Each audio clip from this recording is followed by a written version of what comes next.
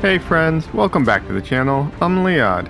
Have you ever felt like your artwork has a special spark when you start, but somewhere along the way, that magic fades?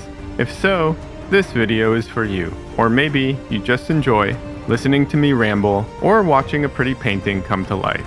Whatever your reason, please stick around. Last week, I talked about how frustrating it is when my paintings lose that initial magic as I work on them.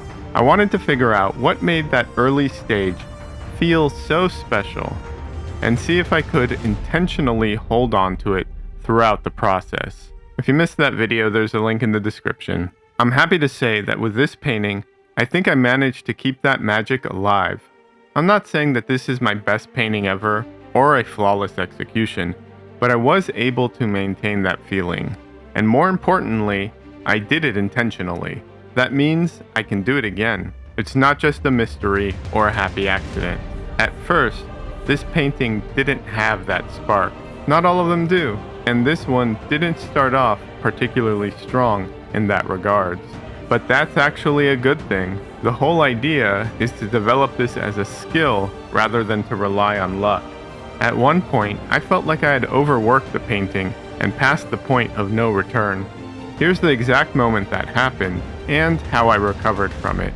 I used a combination of my brayers and my silicone brushes. I used the side of the silicone brush to smear the paint around. This destroyed parts of my painting, but in doing so, it blended areas together, compressed my values, softened edges, and introduced abstract marks. Normally, I rely solely on my brayer for this effect, so it's exciting to add new tools to my arsenal. Starting with a looser approach might help achieve this feeling more quickly and amplify it, but it also would make it harder to get the proportions and structure right. That's something I'll have to experiment with further. Some of my previous attempts to capture this feeling were very dark, and I didn't want to be confined to that space. I know from my high-key paintings that this effect can work at lighter values, so I went for a middle-of-the-road approach to see how it played out. I don't think that the overall key of the painting matters too much, but the areas you want to blend together need to have similar values.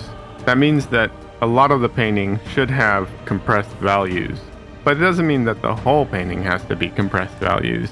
Because of this, very light or very dark paintings tend to lend themselves to this effect much more naturally, as it feels more organic in extreme lighting conditions for details to fade and blend together. I'm curious how this would work in a much larger portrait. I think it would be fun to try. I also wonder how it would translate to full figure paintings. I follow some artists who do similar things, so I know it's doable, but I don't think this approach would work in every scenario or every lighting condition. One of the biggest challenges with this style is resisting the urge to paint too much. I love painting, defining facial planes, and rendering details, but too much of that takes away from the overall feeling I'm trying to create. It's a balancing act, and finding that line is tricky. Finally, I know this can be pushed even further, and I'm excited to explore that. One of the funny things about art is that achieving a goal is never the end. It's just the beginning of the next step. The goalpost is always moving.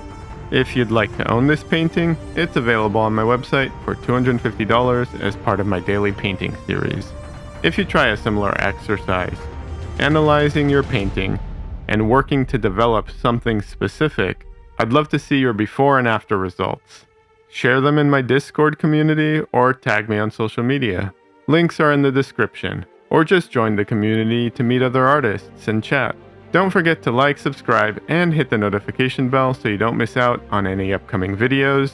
To see my analysis of my previous painting and how I implemented those insights, check out last week's video here, or check out another video that YouTube thinks you'd like here. Have an amazing week or weekend, and as always, happy painting!